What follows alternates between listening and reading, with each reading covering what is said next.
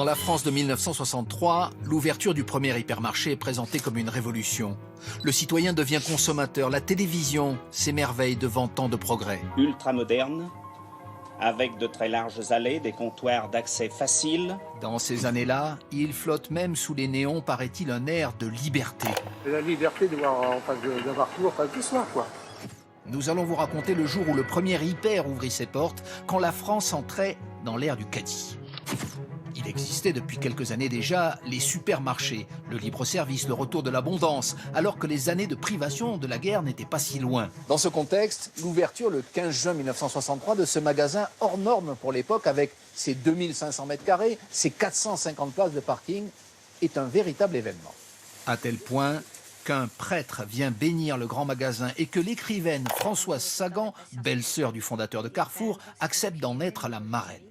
L'enthousiasme semble général, même quand ces usines de la consommation inventent un nouveau travail à la chaîne. Avec les filles, on se challengeait, on faisait la course à celle qui allait faire le plus gros article minute. On passait entre 29 et 30 articles à la minute avant, parce qu'on connaissait nos prix par cœur.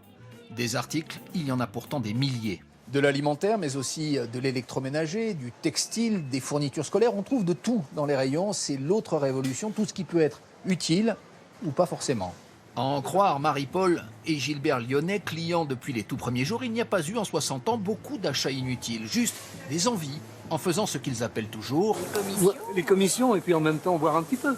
Et on prenait quelques conserves pour commencer à s'intégrer dans le magasin, quoi. Moi, je voyais beaucoup ce qu'étaient les vinyles à l'époque, de toute façon, on regardait ça. Et en même temps, les disques. Les disques, ouais. Richard Anthony. Ah oui. Ah oui. Voilà, comme ça, on sifflait le train. L'hypermarché source de bonheur, toute une époque. Économiquement, après un long cycle d'expansion jusqu'aux années 2000, le modèle a entamé un déclin, concurrencé entre autres par les enseignes spécialisées, la vente en ligne, victime aussi de l'ère du temps. C'est un symbole de l'hyperconsommation, de la déshumanisation du commerce. Aujourd'hui, ce qui est gros nous repousse, on est plutôt attiré vers ce qui est petit. Donc en gros, les imaginaires du moment se cristallisent davantage sur le commerce de proximité. Les hypermarchés ont néanmoins de beaux restes, totalisant encore près de 40% de tous les produits vendus en France, avec le même argument massu qu'en 1963. Le prix défiant toute concurrence, y compris pour les carburants vendus dès le premier jour au même endroit, reste la raison numéro 1 du succès, celle qui fera aussi la fortune des hypermarchés. Fortune des uns, les autres, les petites épiceries que fréquentaient Gilbert et Marie-Paul avant de découvrir ces allées. Ils ont fermé les unes après les autres.